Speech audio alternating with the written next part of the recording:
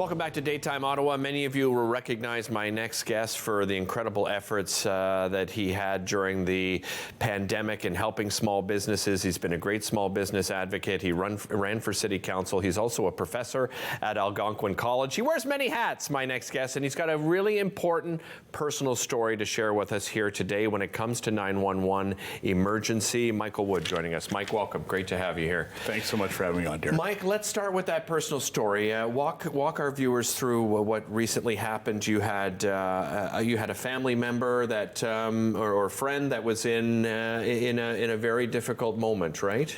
Sure, and this has actually been going on for probably two and a half years. And so with the pandemic happening, and I had this happening, so and this will possibly be hard for some of your viewers to hear. So. Okay. I would started receiving end-of-life text messages from a family member, and they live in Toronto. And so, it would come in at 11 o'clock at night, midnight, and my first reaction, similar to what yours would be or anybody, is that they'd call 911. And the challenge is that the system is analog, not digital, so these calls cannot be transferred. So I would ask to be connected to Toronto 911, and they'd say, sorry, sir, we can't. You'll have to hang up and call Toronto Police non-emergency. And I'd be on hold for an hour and a half, 2 hours in an emergency situation. So,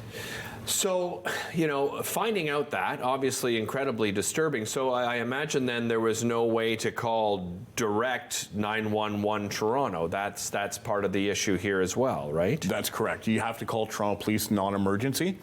And no fault of Toronto Police non-emergency, they just would have so many calls coming in that I'm on hold in an absolute emergency situation, waiting for somebody to pick up to send emergency services to this address, and they would always come on, and I'd walk them through where the house was and so on, and yes, they would arrive, but at some point, obviously, is it too late? Yeah, it might be too late. And then you reached out to different levels of government, federal, provincial, I imagine, and municipal. Let's start on the municipal level. You spoke to a city council committee on a couple of occasions and some city councillors. Tell me about those conversations. Sure. So my first call actually was to the chief of police for Ottawa. Okay. And I was informed by the EA that there was the commissioner of emergency management that I should reach out to, which I did. And at the same time, too, I reached out to City Councillor David Hill, who's my councillor for where I live in Barrhaven. And Councillor Hill's been amazing. He invited me down twice to appear before City Council committee. And I was just there May 18th, and we were chatting about this very situation. And that I was going to Queen's Park, where I just got back from, to meet with the provincial ministers, MPPs. And Derek, truthfully, I met with all members from all four provincial parties about this situation, and I think everybody knows the crisis that we are in, and we have to update this. So what was their response from that leadership group? The response was they are 100% aware this has to happen. Now, the federal government has mandated, the CRTC has mandated NG 911 to come out by March 4th, 2025. So NG standing for Next Generation? Correct. Okay. And so what the challenge is I truly believe that with the past few years we've been in, where there's a mental health crisis. Yeah. Right now, people feel anxious. And so we have to be in a position that these calls can go in and be transferred across the province. Now, on social media, I have received DMs from people saying they've had the exact same problem. They thought they would call 911 or could call 911 and be transferred. Okay. So I had somebody send me a note about Sault Ste. Marie having to go through this phone tree system. And Derek, the other thing too that I think we need to discuss is that in the United States, you can text 911.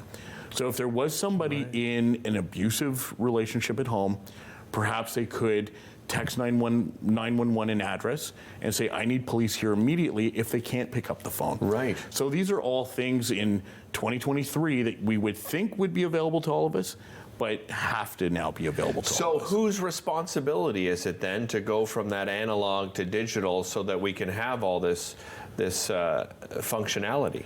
So as I say, the federal government has mandated that the provinces and everybody's ready to go for 2025.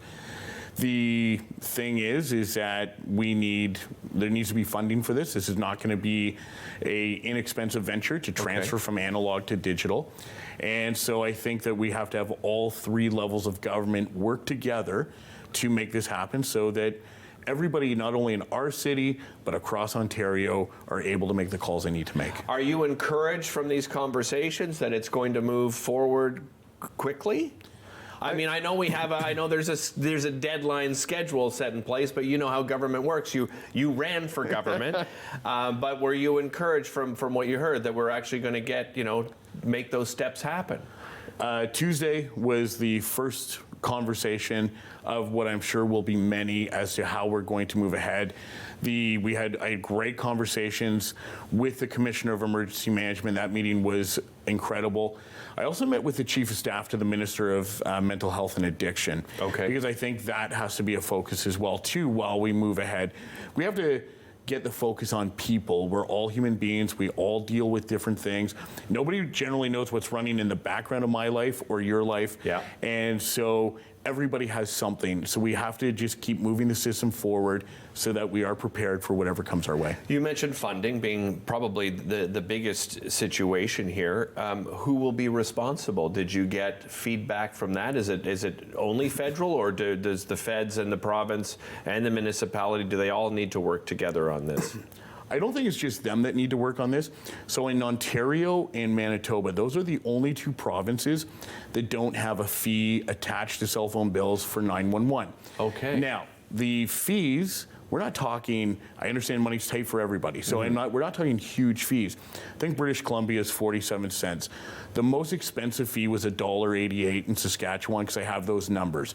So even if we looked at 50 cents a month, that's $6 a year, and then if we look at the number of users in Ontario, there could be funding there. My next step as well is to go and reach out to the presidents of the telecommunication companies. Excellent. And say, we need support, we need this now, please help. Appreciate all your efforts on this, Mike. Thanks for joining us. Really appreciate it. We'll be right back after this.